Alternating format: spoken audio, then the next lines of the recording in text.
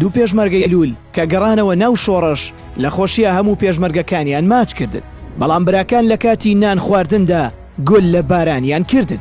سەید کاکە لە کتێبی بیرەوەری پێشمەرگەیەکدا دەڵێت لە هاوینی ساڵی 1970دا کە مام جەلال گەڕایەوە بۆ وڵات، مەلا بەختیاری لەگەڵ سەعدی بۆ دەشتی هەولێر نردبوون تاکو ڕەوانەیان بکەین بۆ قەرەداخ، بەڵام دواتر دەرکەوت کە ئەوەش ڕاز نییە، چونکە هەرچەند پێمانوت کە بڕۆ بۆ ناوچەکەی خۆت ئەو هەر نەڕۆشت. دواتر دەستی کرد بە خراپەکردن.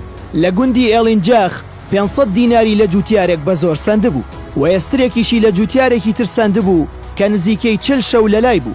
هەروەها دوو کەسی کردبوو بە پێشمەرگە کە دواتر لە گوندی کونەگورێک تەقەیان لە خۆی و پێشمەرگەکانی کردبوو و دوو پێشمەرگەیان بریندار کردبوو. ئەوەی تەقەی لە پێشمەرگەکانی کردبوو ناوی محەممەد جەلیل بوو، خەڵکی گوندی قۆریتانی سەر بە ناوچەی کۆیە بوو. پێشتر پێمانوت ئەوان مەکە بە پێشمەرگە، بەڵام ئەو گوێی بۆ نەگرتین و وتی ئەوان تەنزیمی کۆمەڵەن و هی خۆمانن. تەنانەت ناوی لە محەممەد نابوو، هاوڕێ جوتیار. لە دوای ئەو ڕووداوەوە محەممەد بوو بە ئامر مەفرەزەی تایبەت بۆ کورد کوشتن لە شارۆچکەی تەقتەق. ئیتر کە ئەو ڕووداوە ڕوویدا، مەلا بەختیار ناوی خۆی گۆڕی بوو و ناوی خۆی نابوو حاجی عەبدوڵڵا. ئێمە لە دەشتی هەولێر بینیمان و قسەمان لەگەڵ کرد و پێمان وت کە ئەو کردەوانە هیچ باش نین بۆ تۆ، وا باشترە بڕۆیت و واز بهێنیت. دواتر داوای لە ئێمە کرد کە ڕەوانەی ڕۆژهەڵاتی کۆی بکەین بۆ گوندی قزرلوو تا لەوێوە بڕوات بۆ قەرەداخ. لە جەولەیەکدا کە ئەوانیشمان لەگەڵدا بوون لەگەڵ ڕژێم ڕوبەڕووبوونەوە ڕوویدا، ئێمەش زنجیرەیەک شاخمان بە ئەوان سپارت تا بەرگری بکەن، بەڵام ئەوانیش بەجێیان هێشت بوو و هەڵهات بوون. دواتر دوو پێشمەرگە کە پێشمەرگەی ئەیلول بوون کە زانی بوویان شۆڕش دەستی پێ کردوتەوە، هاتبوون لە گوندی سوورەقەڵا تووشی مەفرەزەکەی مەلا بەختیار بوو بوون.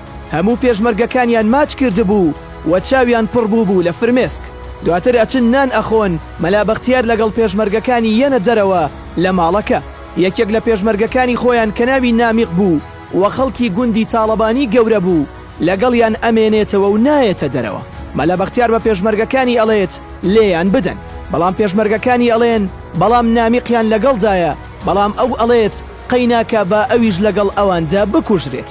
ئیتر ئەوانیش دەزڕێژیان لێ ئەکەن و هەر لەوێ پێشمەرگەکەی خۆیان و هەردوو پێشمەرگەکەی ئەیلول شەهید دەکەن.